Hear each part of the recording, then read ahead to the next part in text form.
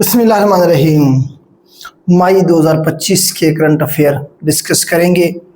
आगे चल के एग्ज़ाम है इंस्पेक्टर एएसएफ के, असिस्टेंट डायरेक्टर एएसएफ के लिए भी ये करंट अफेयर हेल्पफुल हैं। इसी तरह से पीपीएससी के जो एग्ज़ाम होने हैं, डीपीएससी जिलादार, इन सब के लिए ये करंट अफेयर हेल्पफुल होंगे इंशाल्लाह। पीपीएससी में तो पिछले 6 माह के करंट अफेयर से काम चल जाता है, लेकिन एफपीएससी पिछले 5 सालों के करंट अफेयर कहते हैं।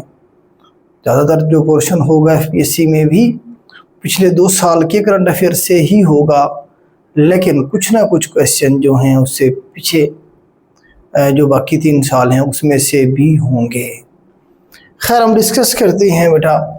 इसमें हमारे पास जो पहला क्वेश्चन है वो है पोप फ्रांसिस के हवाले से। करंट जो पोप बने हैं वेटिकन में, इनका नंबर आपने याद रखना है 267। 267 नंबर के ये पोप हैं। वेटिकन में ये बैठेंगे, रोम में, इटली में। और इनका जो रियल नेम है वो रॉबर्ट फ्रांसिस प्रीवोस्ट, ये इनका रियल नाम है। अगर आपसे पूछा जाए real name of Pope Leo 14, वैसे इन्होंने अपना जो नाम है वो अडॉप्ट किया है, पोप लियो 14। ये आपको कहे या आपको ये रॉबर्ट फ्रांसिस कहे, एक ही बात है। तो रिसेंटली ये इलेक्ट हुए हैं। 133 जो कार्डिनल्स थे उन्होंने इसे सेलेक्ट किया है। अमेरिकन बेस ही हैं। ट्रंप ने, आपको पता है कि जब ये इनकी सिलेक्शन का प्रोसीजर शुरू हुआ था, उसने कहा था कि इस दफ़ा जो पॉप होगा वो अमेरिका से होगा। बल्कि उसने तो यहाँ तक ऑफर करवा दी थी कि मुझे, ट्रंप साहब ने अपना कहा था कि मुझे जो है ना पोप आप चुन लें तो मैं आप लोगों को मजहबी रहनुमा हो सकता हूँ। ठीक है। खैर, ट्रंप को तो नहीं चुना गया, वो ख्वाहिश तो उनकी पूरी नहीं हुई, लेकिन ये जो साहब आए हैं इनका ताल्लुक अमेरिका से ही है।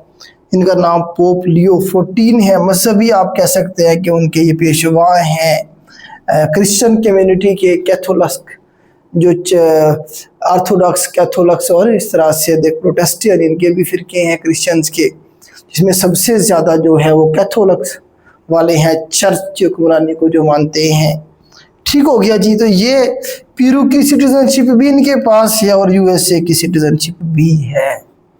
अब यहाँ से एक और सवाल करंट अफेयर में आजकल पूछा जा रहा है, पीपीएससी के जो इंटरव्यू हो रहे हैं उसमें, ये करंट जो पाकिस्तान के अंदर जो कार्डिनल हैं उनका क्या नाम है? तो कार्डिनल जोसेफ कोट्स हैं जी, इनका पूरा नाम है जोसेफ। कार्डिनल जो पाकिस्तान के जो सबसे बड़े जो क्रिश्चियन कम्युनिटी के मजहबी पेशवा हैं, जो कार्डिनल हैं, वो कौन है जी? जोसेफ साहब हैं।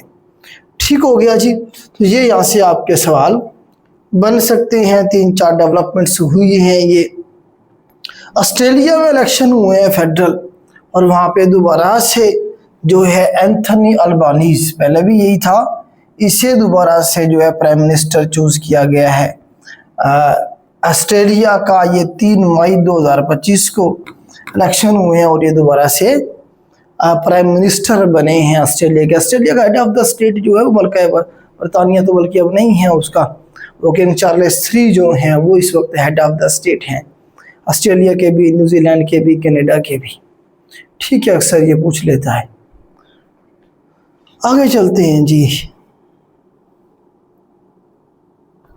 विच country will host winter Olympics 2026? 2026 की जो विंटर ओलंपिक्स हैं ये कौन होस्ट करेगा जी? 2026 वाली ये इटली करेगा। इससे पहले 2022 वाली जो थी ये बीजिंग, चाइना ने होस्ट की थी। इमरान खान साहब जो थे वो गए थे जब इसका इफ्तिताह हुआ था, तब की बात है। ठीक है। ओलंपिक्स के ऊपर पूरे एक लेक्चर मौजूद है। विंटर ओलंपिक्स, समर ओलंपिक्स कैसे शुरू हुई, इनकी पूरी हिस्ट्री के ऊपर मैं ऑलरेडी एक लेक्चर बना के अपलोड कर चुका हूँ, वो आप देख सकते हैं हमारे चैनल से। इंडिया लॉन्च ऑपरेशन सिंदूर, तो ये आपको पता ही है, इंडिया और पाकिस्तान के जो मामला ख़राब हुए थे, जिसमें पहलगाम का जो इशू था, पहलगाम के अंदर 26 के करीब जो टूरिस्ट थे उन्हें जो है ना मारा गया, पहलगाम जम्मू कश्मीर का इलाका है, जिसका इल्ज़ाम बगैर किसी सबूत के पाकिस्तान पे लगाया इंडिया ने, और सिंतास माहदे को भी सस्पेंड किया और पाकिस्तान के ऊपर फिर अटैक किया इन्होंने। ऑपरेशन सिंदूर के नाम से इन्होंने ऑपरेशन किया था, ये ठीक हो गया जी। तो ये ऑपरेशन का नाम आपने याद रखना है और कौन सी डेट को हुआ था ये। तो ये बेटा एग्जैक्ट डेट है 6 और 7 मई, मतलब इसे आप 7 मई कह सकते हैं। 6 की जो थी रात थी गुजर गई थी, 7 की सुबह हो गई थी, 1 बजे के बाद की बात है ये। तो 7 मई का आप कहेंगे इसे, जिसके अंदर 31 जो लोग थे टोटल शहीद हुए, जिसमें से बच्चे भी थे और कुछ वुमेन भी थी, जिसके अंदर नीलम झेलम प्रोजेक्ट जो था उसे भी नुकसान पहुंचा, मस्जिद को नुकसान पहुंचा, डिस्पेंसरी को नुकसान पहुंचा। इसके अलावा तो इंटरनेशनल बॉर्डर क्रॉस करके इन्होंने अटैक किया था बावलपुर में, अहमदपुर में, तो हमारा जवाब देना बनता था। तो फिर पाकिस्तान ने जो रिटेलिएट किया, जो जवाब दिया, वो आगे चल के डिस्कस करते हैं। तो इन्होंने ये पहलगाम का जो फॉल्स फ्लैग जो ड्रामा इन्होंने किया, उसके आड़ में इन्होंने सिंतास मुआहदे को कैंसिल कर दिया, मतलब इन्होंने आर्जी तौर पे उससे मुअत्तल किया। ठीक है जी। अब उसके जवाब में पाकिस्तान ने जो ऑपरेशन लॉन्च किया इंडिया की मिलिट्री के खिलाफ, वो ऑपरेशन बनियान अल मरसूस था। ये आपसे पूछा जाएगा, ऑपरेशन बनियान अल मरसूस जो था, ऑपरेशन का नाम था, ये 10 मई को हमने किया। उनकी जो मिलिट्री इंस्टॉलेशन थी उन्हें जो है ना हमने टारगेट किया और उन्हें जितना हम नुकसान पहुंचा सकते थे हमने पहुंचाया। ठीक है जी। ऑपरेशन का नाम जो हमने उनके खिलाफ किया, जो उन्होंने हमारे खिलाफ किया, डेट भी आपने याद रखनी है। तो ऑपरेशन जो बनियान अल मरसूस है, इसका ये सूरह अल-सफ की आयत नंबर 4 है, वहाँ से इसका नाम लिया है। इसका मतलब ये है, जिसके ट्रांसलेशन ये है कि Allah indeed loves those who fight in his way as though they are a solid wall cemented with molten lead. Allah यकीनन लोगों को पसंद करता है जो उसकी राह में सफ़े बस्ता होकर लड़ते हैं, जैसा कि वो एक शीशा पलाई हुई दीवार। तो यहाँ से जो है ना ये लफ्ज़ दिया गया है बनियान अल मरसूस का। आगे चलते हैं जी। तो ये हमारी जो यार फोर्सेस ने ज़बरदस्त परफॉर्म किया, उनके राफेल गिराए और जो है अपना एक भी मतलब है कि जो जहाज़ था उसका नुकसान नहीं होने दिया। तो ये एयर चीफ जो आजकल ख़बरों में हैं ज़हीर अहमद बाबर साहब हैं जी। क्यों नहीं हमारे एयर चीफ इस वक्त ज़हीर अहमद बाबर साहब हैं, इनके बारे में भी पूछा जा सकता है। 23वें एयर चीफ हैं, इन्हें याद कर लें, ये 2028 तक रहेंगे। 2023 में ये आए थे, क्योंकि अब 5 साल इनकी मुद्दत जो है कर दी गई है, तो ये आपके साथ चलेंगे। इन्होंने मुजाहिद अनवर को क्या किया था जी, रिप्लेस किया था। रिसेंटली ट्रंप ने विजिट किया है मिडल ईस्ट का, मिडल ईस्ट में सऊदी अरेबिया का, यूएई का और कतर का, जिसमें $2 ट्रिलियन के करीब जो है इन्वेस्टमेंट जो थे उनके मुआहदे और पैसे जो है वो लेके ट्रंप वापस गए हैं। तो ये एक ज़बरदस्त और कामयाब दौरा था ट्रंप का, मिडल ईस्ट को लेके एक ज़बरदस्त आप कह सकते हैं कि मूव था इनका। ठीक है जी। तो इसमें जो है ना एक तो डेट याद रखनी है आपने कि 13 से 16 मई के दरमियान में ये जो इनका विजिट था ट्रंप का मिडल ईस्ट का 13 से 16 मई के दरमियान में था। तो ये तकरीबन 4 से 4 दिन बनेंगे इनका जो विजिट था उसका। अब इसमें इन्होंने क्या अचीव किया, सऊदीया वालों ने क्या अचीव किया और उसके बाद ये कि अमेरिका ने क्या अचीव किया, थोड़ा सा डिस्कस कर लेते हैं। एक तो कंट्रीज़ के नाम। Trump administration set out to resolve the aftermath of fall of Assad regime. आपको पता है शाम के अंदर बशर असद की जो रिजीम थी वो पिछले दिनों उसे वहाँ से ख़त्म किया गया। उसके जगह पे जो सऊदी अरब के सपोर्टेड जो रिबिलियन ग्रुप थे, बागी ग्रुप जो थे, उनकी अब हुकूमत बनी है। असल में ये उस गवर्नमेंट के ऊपर जो पाबंदियाँ हैं वो ख़त्म करवा के उसे रिकगनाइज़ करवाना चाह रहे हैं अमेरिका से, और अमेरिका इस बात पे मान भी गया है। ठीक है। गज़ा वार के ऊपर इसमें बात हुई। आपसे पूछा जा सकता है कि कौन कौन से टॉपिक डिस्कस हुए। असद रजीम की जो फाल है, उसके बाद जो गवर्नमेंट बनी उसके वाले से, मतलब शाम के ऊपर जो कर्जा था, जो पाबंदियाँ थी, उसे ख़त्म करवाने का काम इन्होंने किया। गज़ा वार होस्टेज क्राइसिस जो पैदा हुआ उसके हवाले से रशिया और यूक्रेन के जो वार है उसकी आफ्टर मैथ, और ईरान का न्यूक्लियर प्रोग्राम जो है उसे कैसे ख़त्म करवाया जाए, इन चीज़ों के ऊपर इनकी डिस्कशन हुई है। इसमें देखें जी आगे चल के हम मिनरल्स के ऊपर एग्रीमेंट हुए, कुछ सेमीकंडक्टर्स के ऊपर जो है इनके कुछ मुआहदे हुए, क्योंकि इनके साथ एलन मस्क भी था। एलन मस्क आपको पता टेक्नोलॉजी की दुनिया का बेताज बादशाह, वो ज़रूर जो है मिनरल्स और सेमीकंडक्टर्स जो हैं उसके मुआहदे जो है ना होंगे, उसके आने का मकसद ही यही था। अब इसके अंदर एक और कहानी है ये कि एक पर्शियन गल्फ़ का आपने नाम सुना होगा, बनाए पर्शियन गल्फ़ का आपने सुना होगा नाम। तो इसमें आप ये देखें कि पर्शियन गल्फ़ को जिस तरह ट्रंप उधर अमेरिका में जो गल्फ़ ऑफ मेक्सिको थी इसने नाम चेंज कर दिया उसका गल्फ़ ऑफ अमेरिका, इसी तरह से पर्शियन गल्फ़ जो सऊदी अरब एक साइड पे ईरान है, तो सऊदी अरब उसे कहता है gulf of Saudi Arabia, Iran कहता है पर्शियन गल्फ़। हिस्टोरिक नाम है, तारीखी से चलता आ रहा है पर्शियन गल्फ़ का उसका नाम, लेकिन जो अरब कंट्रीज़ है उसे अरेबियन गल्फ़ कहती हैं या गल्फ़ ऑफ सऊदी अरेबिया कहते हैं। तो ट्रंप ने जो है ना जिसके ऊपर भी बात की है, लेकिन इसे अभी इन्होंने कहा कि इसे पेंडिंग कर दे, अभी हम इन्हें इसे अनाउंस नहीं कर दे, क्योंकि ईरान के साथ अमेरिका की डील चल रही है, वरना वो ख़राब हो जाएगी, ईरान नाराज़ हो जाएगा। जब डील हो जाएगी फिर ये क्या करेंगे, इसका नाम तब्दील कर देंगे, पर्शियन गल्फ़ से गल्फ़ ऑफ सऊदी अरेबिया या गल्फ़ ऑफ अरेबिया कह देंगे इसे। फ़र्क नहीं पड़ता नाम चेंज करने से, लेकिन एक हिस्टोरिकल एक नाम है, शुरू से यही चलता आ रहा है, बस ज़िद है कि जी चेंज करना है। अब नाम चेंज करने से क्या मिल जाएगा, मतलब एक एक्स्ट्रा आप एक कन्फ्लिक्ट जो है वो खड़ा कर रहे हैं, एक कंट्री को जो है ना आप उसके साथ मामला डिस्टर्ब कर रहे हैं। आगे चलते हैं जी। अब इसमें अहमद हुसैन अल शरा, ये असल में मैं आपको बताना चाह रहा था, ये सवाल आपसे पूछा जाएगा।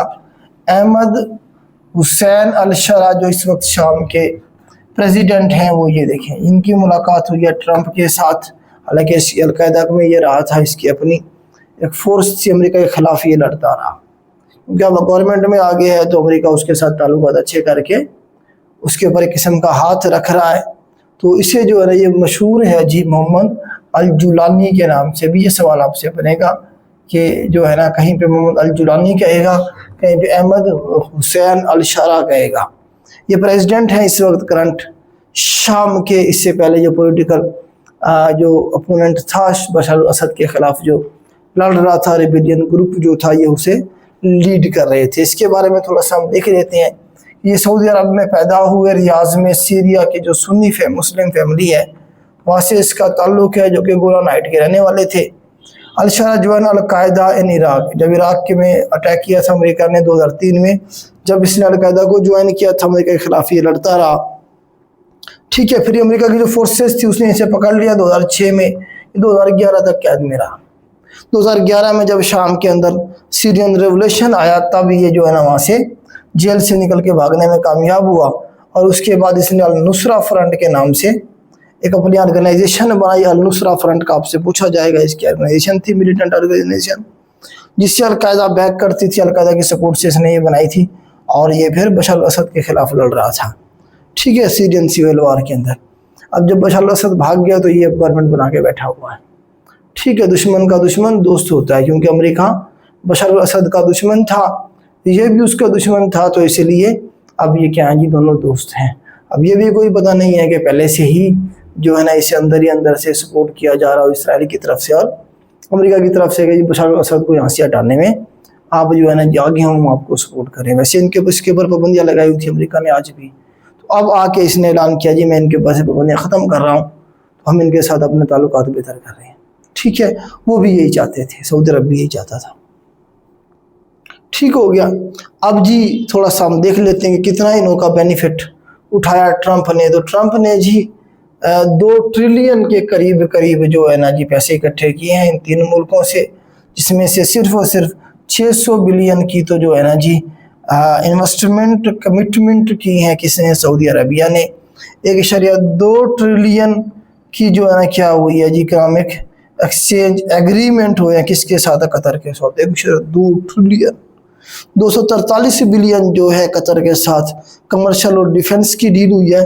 200 बिलियन जो है फिर यूएसए की और यूएई की जो है ना डील हुई। टोटल तकरीबन ये 2 ट्रिलियन के करीब करीब जो है इनकी डील हुई है। और ये जेट भी से गिफ्ट किया गया, 400 मिलियन का ये जेट था, जिसके अंदर वॉशरूम भी जो है सोने का बना हुआ है और अंदर सीटें और बहुत सारी चीज़ें ऐसी हैं जो सोने से बनाई गई। अब 2 ट्रिलियन का मतलब क्या है, आप ये देखें कि 2000 बिलियन, और हम 1 बिलियन के लिए तरस रहे होते हैं। हम कहते हैं ना कि कतर हमारा बिरादर इस्लामी मुल्क है, सऊदी अरेबिया हमारा बिरादर इस्लामी मुल्क है। बिरादर इस्लामी मुल्क 1 बिलियन नहीं हमें दे सकता, उसके लिए भी हमें सूद पे करना पड़ता, हमें मिन्नतें करनी पड़ती हैं। तो मैं अक्सर कहता हूँ कि भाई जो ताल्लुकात होते हैं रियासतों के एक दूसरे के साथ बेनिफिट के ऊपर होते हैं, ना कि बिरादरिज़्म के ऊपर होते हैं। एक रियासत दूसरे रियासत को कितना फ़ायदा दे सकती है, जो म्यूचुअल बेनिफिट होते हैं उनकी बेस के ऊपर जो ताल्लुकात होते हैं वो इस्तेमाल होते हैं, ना कि भाईचारा और बाकी चीज़ों के ऊपर। तो इतना ज़बरदस्त जो डील है वो लेके गया है ट्रंप यहाँ से, जबकि यही बिरादर इस्लामी मुल्क में तेल भी जो है उधार देते हुए हैं तो उसके ऊपर भी सूद लगाते हैं। ठीक है, आगे चलते हुए current president of Asia cricket council, ये अभी बने हैं जी मोहसिन नकवी साहब। तो 3 अप्रैल को वैसे ये बने थे। तो इसमें आप देखेंगे 27 मेंबर हैं। फॉर्मेशन 1983 के अंदर है। हेडक्वार्टर इसका जो है दुबई के अंदर है, यूनाइटेड अरब एमिरेट्स के अंदर। तो ये आपसे सवाल पूछा जाए current president of Asia cricket council के कौन है? मोहसिन नकवी साहब हैं, पीसीबी के भी पहले यही थे, इंटीरियर मिनिस्टर भी हैं। आपको बताएं इनके बारे में, राणा सनाउल्लाह साहब ने कहा था कि इनकी मेहरबानी है ये प्राइम मिनिस्टर नहीं बने, वरना ये अगर चाहते तो प्राइम मिनिस्टर भी बन सकते थे। तो इतने ज़बरदस्त और पावरफुल इंसान हैं जी। इनकी वाहिद जो है आप क्वालिफ़िकेशन कह लें या इनकी एक्सपर्टीज़ ये है कि इनके ताल्लुकात अच्छे हैं। उसके बाद है नेक्स्ट हमारे पास who became Balochistan first Hindu assistant commissioner. तो पहले जो हिंदू असिस्टेंट कमिश्नर हैं बने हैं बलूचिस्तान के अंदर, ये बलूचिस्तान में है। तो इनका नाम याद रखिएगा बेटा, ये खबरों में था। काशीश चौधरी साहिबा हैं जी, काशीश चौधरी साहिबा पहली जो है जीएससी बनी है बलूचिस्तान के अंदर, जो कि हिंदू कम्युनिटी से हैं। नोशकी का इलाका है जी, चाही डिस्ट्रिक्ट बनेगा और नोशकी का इलाका बनेगा, इनका इलाका भी याद रखिएगा। आगे चलते हैं जी। नेक्स्ट है जी current head coach of Pakistan, जो क्रिकेट टीम है T20 के और वनडे क्रिकेट जो है उसके, माइक, इनका नाम है जी हमारे पास माइक हुसैन है, न्यूजीलैंड के जो है ना जी ये फॉर्मर क्रिकेटर हैं जी। तो ये पाकिस्तान के करंट हेड कोच हैं, इसके बारे में भी आपसे सवाल पूछा जा सकता है। नेक्स्ट हमारे पास है was current Pakistan ambassador to the United States. तो यूएसए के अंदर पाकिस्तान के करंट जो एम्बेसडर हैं वो रिजवान अहमद शेख साहब हैं जी, ये सामने आपको नज़र आ रहे हैं शेख साहब। तो रिजवान अहमद शेख साहब क्या है जी करंट एम्बेसडर हैं यूएसए के अंदर, अमेरिका के अंदर पाकिस्तान के। नेक्स्ट हमारे पास है जी on which date Pakistan celebrate Youm Tashakkur. जो पाकिस्तान आर्मी ने कारनामा सर अंजाम दिया 10 मई को, और उसमें जो है ना जी भरपूर जवाब दिया गया इंडिया की जारियत का। तो उसके लिए पाकिस्तान के जो प्राइम मिनिस्टर हैं मियां मोहम्मद शहबाज शरीफ साहब, उन्होंने कहा कि हम जिस 16 मई को यौम तशक्कुर मनाएंगे। तो ये आपसे पूछा जा सकता है कौन सी डेट को मनाया गया? तो 16 मई को ये मनाया गया। Which gulf country announce a 50 billion investment plan in Africa in March 2025। मार्च 2025 के अंदर अफ्रीका के अंदर 50 बिलियन इन्वेस्टमेंट का जो प्लान है वो जो है ना जी दिया है कौन से मिडल ईस्ट के कंट्री ने? यूएई ने, यूनाइटेड अरब एमिरेट जो है, इसने जो है ना जी कहा है जी हम उधर क्या करेंगे जी, ये इन्वेस्टमेंट करेंगे। इंडस वाटर ट्रीटी क्योंकि सस्पेंड किया है रिसेंटली, तो इसके बारे में आपसे सवाल बन सकता है। ये बेटा 1960 के अंदर हुआ था, वर्ल्ड बैंक ने करवाया था और ये कराची के अंदर साइन किया गया था, ये भी सवाल बना है। इंडिया की तरफ से जवाहरलाल नेहरू था, पाकिस्तान की तरफ से अयूब खान था। ठीक है जी। और पार्टीज इसमें जो वर्ल्ड बैंक जो करंटर था, अभी 23 अप्रैल को इसे सस्पेंड किया गया। ये डेट याद रखिएगा, कौन सी डेट को इसे सस्पेंड किया इंडिया ने। 23 को 22 को वो इंसिडेंट हुआ था पहलगाम वाला, जिसमें 26 जो टूरिस्ट थे उन्हें अटैक किया गया, और 23 को अगले ही दिन इन्होंने अनाउंस कर दिया कि हम क्या कर रहे हैं जी, इसे सस्पेंड कर रहे हैं। नाइजेरिया जो है जी बिकम डेब्ट फ्री कंट्री, तो इन्होंने IMF से लोन लिया था, अब इन्होंने IMF को लोन वापस कर दिया और उन्होंने कहा जी बस आपकी मेहरबानी, हमें और लोन नहीं चाहिए, हम आपसे आज़ादी चाहते हैं। तो ये पूछा जा सकता है सेंट्रल कौन सा कंट्री है जो डेब्ट फ्री बना है, जिसने कर्जा IMF से जिसने छुटकारा हासिल किया है। 3.4 बिलियन लोन था, इन्होंने दिया 30 अप्रैल को, और उसके बाद ये आज़ाद हो गए हैं। तो ये जो नाइजेरिया है अफ्रीका का सबसे बड़ा मुल्क है आबादी के लिहाज से, और इसका जो प्रेसिडेंट है वो बोला तनुबू जो है क्या है जी, ये इसका इस वक्त प्रेसिडेंट है। तो इसने ये अनाउंस किया है। ये सवाल इस तरह से आपका बन सकता है। नेक्स्ट हमारे पास है new chancellor of Germany. Germany में इलेक्शन हुए हैं, तो नए जो चांसलर आए हैं जर्मनी के, उनका नाम आपने याद रखना है फ्रेडरिक मेरेस साहब जो हैं, ये अभी 6 मई को जो है ना जी चांसलर बने हैं जर्मनी के। जर्मनी में जो हेड ऑफ द स्टेट होता है वो चांसलर होता है, 6 साल उसकी टर्म होती है। ठीक हो गया। नेक्स्ट है हमारे पास Pakistani has won how many gold medal in Australian junior open 2025। तो टोटल हमने जो है 4 गोल्ड जीते हैं और 1 सिल्वर जीता है।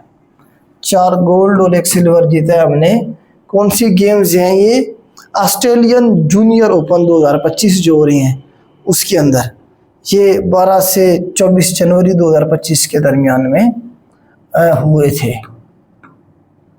आज current national security adviser of Pakistan general Asim Malik sahab हैं जी, ये ISI के चीफ हैं। तो इन्हीं को जो है लगाया गया नेशनल सिक्योरिटी एडवाइज़र 30 अप्रैल को। इससे पहले ये ISI के चीफ के तौर पे काम करें 30 सितंबर से। ठीक हो गया जी, 30 सितंबर जी, भी 30 अप्रैल। नेक्स्ट है जी हमारा, which country has introduced a draft law to limit access for Mount Everest only the experienced climber. देखिए इतनी सारी आवाम जब माउंट एवरेस्ट को सर करने जाएगी तो गिरेंगे मरेंगे। जो नए नए लोगों को जुनून उठता है जी दुनिया की सबसे बड़ी चोटी हमने सर करनी है, तो उन्हें रोकने के लिए नेपाल ने क्या किया है, एक लॉ ड्राफ्ट किया। उन्होंने कहा जो एक्सपर्ट हैं जिन्होंने पहले जो है ना जी क्लाइंबिंग की हुई है, सिर्फ वो ही उन्हीं को मिलाव करेंगे कि वो इसे सर करें, नए नए लोगों को हम इजाज़त नहीं देंगे। माउंट एवरेस्ट आपको बता दें कि हाईएस्ट पीक है और नेपाल में है। Which country is the host of Asian game 2026। Asian game 2026 जो है इसे जापान होस्ट करने जा रहा है बेटा। 19 सितंबर से लेकर 4 अक्टूबर तक ये चलेंगी। लेबर डे 1 मई को मनाया जाता है। आपको पता है शिकागो के अंदर जो है यहाँ मजदूरों को जो हकूक थे उन्होंने जब एहतजाज किया था, फिर उन्हें मारा गया था। तो बाद में फिर जब ये ज़ोर पकड़ता गया एहतजाज, तो फिर उनके मुतालबात तस्लीम किए गए। उनका एक टाइम फ्रेम बनाया गया ड्यूटी का 8 घंटे वाला।